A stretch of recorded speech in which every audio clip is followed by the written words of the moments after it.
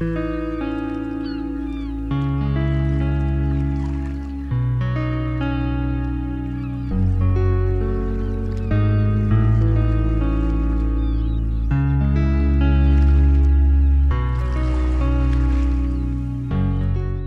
nombre es José Antonio Castro Zapata.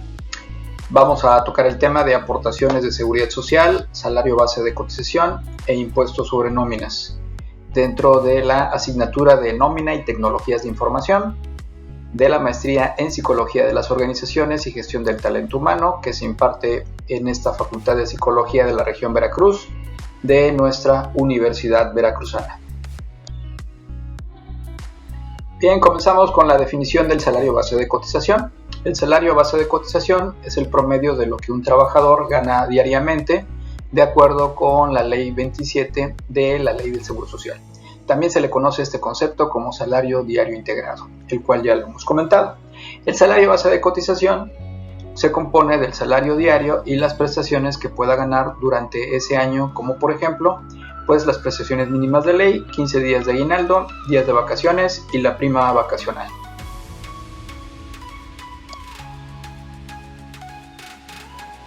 El salario base de cotización es usado para cubrir prestaciones de subsidios por incapacidad y pensiones por el Instituto Mexicano del Seguro Social. Es importante que el patrón calcule el salario base de cotización para determinar el monto de las cuotas obrero-patronales al IMSS, así como las aportaciones al Instituto de Fondo Nacional de la Vivienda para los trabajadores Infonavit. Existen tres tipos de salario base de cotización. El fijo, el salario base de cotización fijo, es el que se muestra en un contrato con los préstamos de ley adicionales. Cotización variable, estipulado también en un contrato en el que se señalan percepciones por bonos, ventas, productividad o puntualidad, etc. Mixto, cuando se trata de un salario fijo, más percepciones variables. Dentro de las aportaciones de seguridad social contemplamos algunos ejemplos: las cuotas para el seguro social a cargo de patrones y trabajadores, las cuotas para el Instituto de Seguridad y Servicios Sociales de los Trabajadores del Estado a cargo de los citados trabajadores, las cuotas del sistema de ahorro para el retiro a cargo de los patrones, las aportaciones y bonos retenidos a trabajadores por patrones para el Fondo Nacional de la Vivienda para los trabajadores, las cuotas para el Instituto de Seguridad Social para las Fuerzas Armadas Mexicanas a cargo de los militares. La prima de riesgo del trabajo se determina conforme al grado de peligrosidad o siniestralidad por parte de la entidad. Los patrones, cuando se inscriben por primera vez al Instituto Mexicano del Seguro Social, deben identificar la prima de riesgos en la cual deben cotizar de acuerdo con la actividad o giro de la empresa. Para calcular la prima de riesgo de trabajo, en primer término debemos ubicar en la clase de acuerdo con el grupo y fracción señalados en el catálogo de actividades establecidos en el artículo 196 del reglamento de la Ley del Seguro Social en materia de afiliación, clasificación de empresas, recaudación y fiscalización. Entonces ahí nos ubicamos dentro de este catálogo. Hay una serie de actividades que corresponde a cada grupo y se ubica por cada actividad la clase que corresponda. Ya que se ha determinado la clase, procedemos a situarnos en la tabla del artículo 73 de la Ley del Seguro Social, que contiene las primas medias de riesgos. Realizado esto, pues la cantidad podría pagar la prima media de la clase que le corresponde conforme al reglamento. Entonces ubicamos aquí la prima que corresponde, la prima media, de acuerdo a la clase. Por ejemplo, la 1, en porcentaje le corresponde el 0.54355, clase 2 el 1.13065%, la clase 2 el 2.59840%, la clase 4 el 4.665325% y la clase 5 le corresponde el 7.58875%.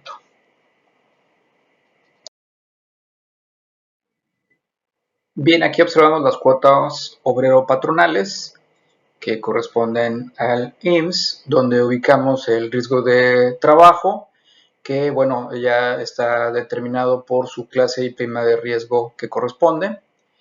También tenemos enfermedades y maternidad, pues en dinero se ubica en el 0.70%. Invalidez vida, pues está en el 1.75%.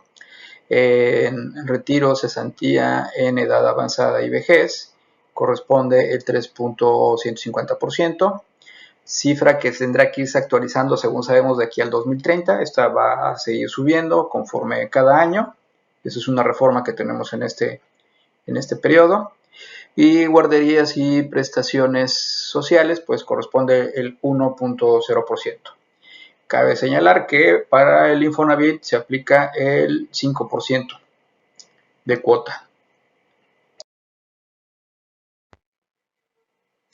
Referente al Sistema Único de Autodeterminación, dice, bueno, pues, ¿qué es el SUA? Los patrones con 5 o más trabajadores están ubicados a efectuar el entero de sus obligaciones por medio del SUA. Y para los patrones de 1 a 4 trabajadores, el uso del mismo es opcional. Entonces, es una herramienta electrónica que nos permite actualmente dar de alta a los trabajadores y conforme a ello ubicar el pago de nuestras cuotas obrero-patronales.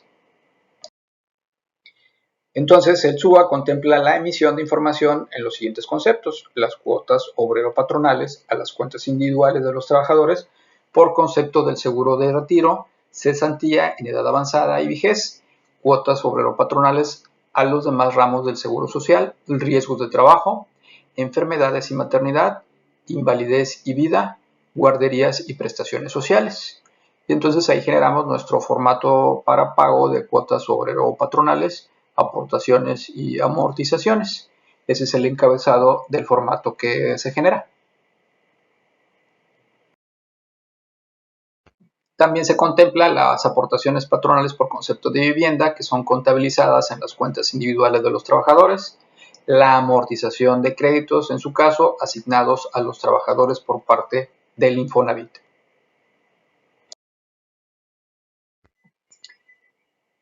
A continuación comparto el apartado de los impuestos sobre nóminas.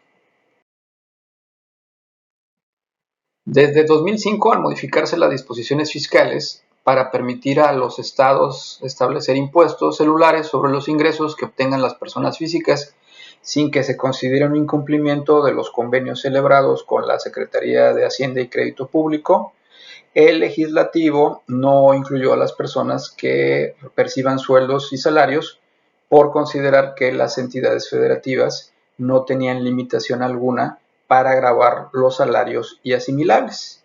Y entonces se determinó la creación de estos impuestos locales que corresponde retener a cada entidad federativa en su caso. El impuesto sobre nóminas pues está a cargo del patrón y se encuentra establecido en la mayoría de los estados de la República Mexicana. Donde se encuentra implementado tiene una tasa entre el 2% y el 3%. El impuesto sobre nóminas, que su nombre formal es impuesto sobre erogaciones por remuneraciones al trabajo personal, pues está establecido en el Código Financiero para el Estado de Veracruz de Ignacio de la Llave vigente y se establece en una tasa del 3%. O sea, para el Estado de Veracruz corresponde una tasa del 3%. El objeto para determinar la base gravable de este impuesto estatal es, en términos generales, toda percepción que reciba el trabajador dentro del territorio del Estado de Veracruz. Y las excepciones a este impuesto están establecidas en el artículo 103 del mismo código, conforme a las siguientes fracciones. Estas exenciones son muy interesantes. Tratemos de ubicar cuál fue el sentido de los legisladores para ubicar la naturaleza de las exenciones y buscar precisamente el apoyo a la comunidad. Bien, estas exenciones quedan aquí, dice la fracción primera, determina las erogaciones que se efectúen por concepto de, o sea, no gravan para impuestos sobre nóminas, ayuda o vales para despensa y vales de restaurante, alimentación, pagos de membresías o mantenimiento de clubes sociales o deportivos, pago de colegiaturas y becas para trabajadores o para sus hijos, seguro de vida, seguro de gastos médicos mayores, gastos y honorarios médicos y arrendamiento financiero de vehículos para trabajadores. La B indemnizaciones por la rescisión o terminación de la relación laboral. Las exenciones de la fracción 1 continúan.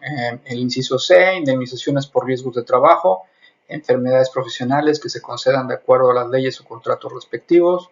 Inciso D, pensiones y jubilaciones en los casos de invalidez, vejez, cesantía en edad avanzada y muerte. Viáticos y gastos de representación efectivamente erogados por cuenta del patrón y que hayan sido debidamente comprobados en los mismos términos que para su deducibilidad requiere la ley de impuestos sobre la renta. O sea, están topadas las exenciones también conforme el impuesto sobre la renta. Continúan las exenciones de la fracción primera, los instrumentos de trabajo tales como herramientas, ropa y otros similares. El inciso G, participaciones de los trabajadores en las utilidades de las empresas. Inciso H, aportaciones al Instituto Mexicano del Seguro Social, al Instituto de Fondo Nacional de la Vivienda de los Trabajadores, al Instituto de Seguridad y Servicios Sociales para los Trabajadores al Estado, al Instituto de Pensiones del Estado, a las del Instituto de Seguridad Social para las Fuerzas Armadas Mexicanas, de las cuotas a cargo del patrón. También están exentas, inciso I, los pagos por tiempo extraordinario cuando éste no rebase de 3 horas diarias ni 3 veces por semana de trabajo. El inciso J, alimentación y habitación cuando se entregue en forma gratuita. Inciso K, los gastos funerarios. Siguen las exenciones en el inciso L, el ahorro cuando se integra por una cantidad semanaria, quincenal o mensual, igual del trabajador y del patrón, si se constituye en forma diversa o puede el trabajador retirarlo más de 2 veces al año, integrará salario. Tampoco se tomará en cuenta las cantidades otorgadas por el patrón para fines sociales de carácter sindical. Inciso M, las despensas en especie o en dinero, los premios anuales por asistencia y puntualidad del inciso N. Finalmente, esta fracción primera, en el inciso O, establece también que están exentas las cantidades aportadas para fines sociales, considerándose como tales las entregadas para constituir fondos de algún plan de pensiones establecidos por el patrón o derivado de contratación colectiva. Los planes de pensiones solo serán los que reúnan los requisitos que establezca la Comisión Nacional del Sistema de Ahorro para el Retiro. Pero si indica al final la fracción primera, para que los conceptos mencionados se exenten, deberán estar debidamente registrados en la contabilidad del patrón. O sea, debe de acreditarse la deducibilidad y que sean estrictamente indispensables para el ejercicio de la entidad. La fracción segunda del artículo 103 también señala como exentas del impuesto las erogaciones que efectúen, y aquí nos muestra el inciso A. Todas las entidades que tengan esta actividad estarán exentas de pagar el impuesto sobre nóminas. Continúa la fracción segunda en el inciso B con también exentas del impuesto sobre erogaciones los ejidos, uniones de ejidos y comunidades, también asociaciones rurales de interés colectivo, unidad agrícola industrial de la mujer campesina, colonias agrícolas ganaderas. En cuanto a la fracción tercera, pues se expresa como exentos los pagos realizados a personas físicas por la prestación de su trabajo personal independiente por el cual se deba pagar y en su caso retener el impuesto al valor agregado. Esto es que los servicios profesionales independientes que contrate la entidad, los honorarios que pague, no causan impuesto por remuneraciones al trabajo personal en el estado de Veracruz, no causan impuestos sobre nóminas. La fracción cuarta determina que cuando el patrón contrate a un trabajador de reciente ingreso para ocupar algún puesto de nueva creación, sin que pueda recibir este beneficio o dependencia pública alguna y siendo aplicable únicamente respecto de trabajadores que perciban diariamente hasta 6 veces el salario mínimo general vigente en la zona del estado donde se haya dado la contratación. Para los efectos de la presente fracción se entenderá por trabajador de reciente ingreso a la persona que preste sus servicios a un patrón que reúnan una o más de las siguientes características. Entonces las personas de nueva contratación, de reciente contratación, deben tener estas características y no pagarán impuestos sobre nóminas. Continúan aquí las características de esos colaboradores de reciente creación. El pago de estas nóminas no causarán impuesto. Finalmente, las erogaciones exentas para no gravar el impuesto sobre nóminas quedan ubicadas en la fracción quinta del mismo artículo 103, donde dice las erogaciones que efectúen los contribuyentes en favor de madres solteras o de jefes de familia que tengan hijos con algún trastorno o discapacidad debidamente certificado y que dispongan de jornadas laborales reducidas para atender a sus hijos. Entonces observamos que el espíritu del legislador va en el sentido de favorecer que las empresas contraten a personas con estas características y esos sueldos que paguen las entidades no causarán el impuesto sobre erogaciones por remuneraciones al trabajo personal. Impuesto sobre nóminas, que para el estado de Veracruz la tasa es del 3%.